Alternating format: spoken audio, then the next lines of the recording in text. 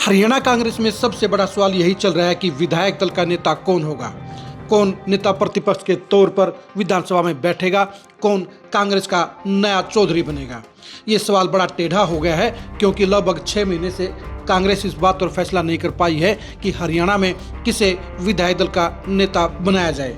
अब तक कांग्रेस के इतिहास में इतनी देरी कभी नहीं हुई और पहली बार हरियाणा कांग्रेस को लेकर पार्टी हाईकमान अटक गया है, फंस गया है।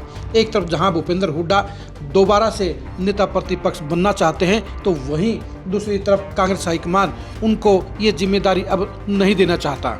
अहमदाबाद महाधिवेशन के बाद भी इस बात के संकेत मिले हैं कि हाईकमान भूपेंद्र हुड्डा को नेता प्रतिपक्ष नहीं बनाएगा, लेकिन इसके लिए भूपेंद्र हुड्डा से उनकी पसंद पूछी जा सकती है, यानी भूपेंद्र हुड्डा की पसंद के हिसाब से ही विधायक दल का नेता बनाया जाएगा।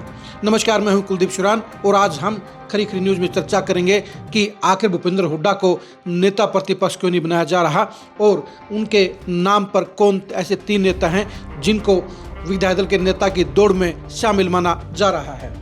भूपेंद्र हुड्डा हर मुमकिन कोशिश कर रहे हैं कि उन्हें विधायक दल का नेता बना दिया जाए, क्योंकि नेता प्रतिपक्ष के तौर पर भूपेंद्र हुड्डा पिछले 5 साल में कांग्रेस के चौधरी रहे।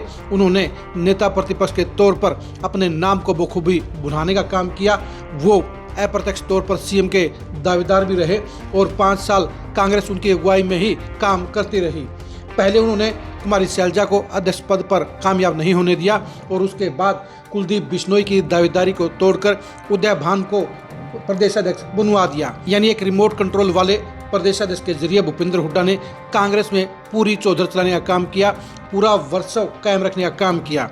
अब भूपेंद्र हुड्डा अगले 5 साल भी ये सिलसिला जारी रखना चाहते हैं, लेकिन दिक्कत इस बात की है कि राहुल गांधी उनके नाम पर अड़ गए हैं और वो साफ तौर पर कह चुके हैं कि भूपेंद्र हुड्डा को इस बार नेता प्रतिपक्ष नहीं बनाया जाए, उनकी जगह किसी दूसरे नेता को जिम्मेदारी दी जाए।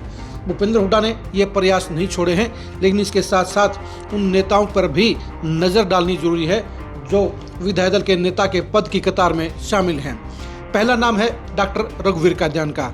बेरी से 7 बार विधायक बन चुके रघुवीर कादियान सबसे सीनियर विधायक हैं और इस नाते उनका नाम सबसे आगे चल रहा है। वो भूपेंद्र हुड्डा से जुड़े भी हुए हैं और ऐसे में जाट नेता के तौर पर अगर भूपेंद्र हुड्डा किसी का नाम लेने को प्राथमिकता देंगे तो उसमें रघुवीर कादियान का नाम सबसे पहले नंबर पर आ सकता है। वैसे भी भूपेंद्र हुड्डा रघुवीर कादियान को इसलिए विधायक दल का नेता बनवाने पर रजामंद होंगे क्योंकि उनको इस बात का बखूबी एहसास है कि अगर किसी गैर जाट नेता को नेता प्रतिपक्ष बनवा दिया तो ऐसे में प्रदेश अध्यक्ष के पद के ऊपर हाईकमान किसी जाट नेता को बना देगा जो उनकी और उनके बेटे की सियासत के लिए अच्छा नहीं होगा। इसलिए 99% चांस इस बात के हैं रघुवीर कादियान को ही विधायक दल का नेता बनाने के लिए रजामंदी देने का काम करेंगे।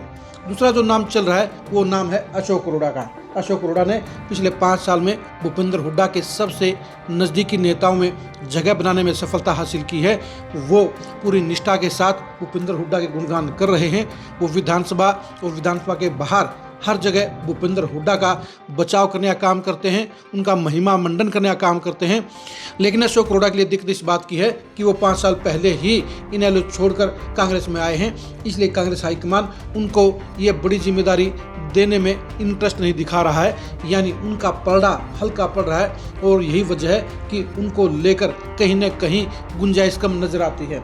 तीसरा चेहरा है वो है गीता भोकल। गीता भोकल लगातार 5 बार विधायक बन चुकी हैं, वो भी कांग्रेस के सीनियर मोस्ट विधायकों की सूची में शामिल हो चुकी हैं और अगर किसी दलित नेता को विधायक दल का नेता और नेता प्रतिपक्ष बनाने की बारी आती है तो भूपेंद्र हुड्डा सबसे पहले गीता भोकल का नाम लेने का काम करेंगे। गीता भोकल हुड्डा परिवार की सबसे विश्वस्त और नज़दीकी नेताओं में शामिल है और उनके जरिए भूपेंद्र हुड्डा वो सारे काम कर सकते हैं जिस तरह के काम वो उदय भान के जरिए करते आए हैं।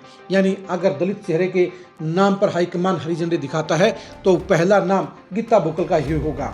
इस तरह से भूपेंद्र हुड्डा के खेमे से ये तीनों नाम की चर्चा पूरी मार्केट में हो रही है, जनता में हो रही है और दिल्ली के गलियारों में भी इन तीनों नामों का ही सबसे ज़्यादा संभावना के लेवल पर माना जा रहा है। यानी अगर भूपेंद्र हुड्डा को कांग्रेस हाईकमान हरी झंडी नहीं देता है और ये साफ कर देता है कि उनकी जगह उनके खेमे के किसी नेता को ही विधायक दल का नेता चुना जाएगा, तो उन हालात में रघुवीर कादयान, अशोक अरोड़ा और गीता बुक्कल में से ही एक का नाम आएगा। 99% चांसेस इस बात के हैं कि रघुवीर कादयान को ये जिम्मेदारी मिलेगी और 1% चांसेस इस बात के हैं कि गीता बुक्कल को ये गोल्डन चांस मिल सकता है। आप कांग्रेस में विधायक दल के नेता को मची हुई इस मारेमारी के बारे में क्या सोचते हैं, कमेंट करके जरूर बताइए। कांग्रेस की तरफ से विधायक दल का नेता कौन बनना चाहिए, इसके बारे में अपनी राय दीजिए। क्या भूपेंद्र हुड्डा के विधायक दल के नेता और नेता प्रतिपक्ष बनने के सारे दरवाजे बंद नहीं हो गए हैं, इसके बारे में भी कमेंट करके अपनी राय दीजिए। आप हमारे फेसबुक पेज को फॉलो कीजिए, आप हमारे यूट्यूब चैनल को सब्सक्राइब कीजिए। नमस्कार।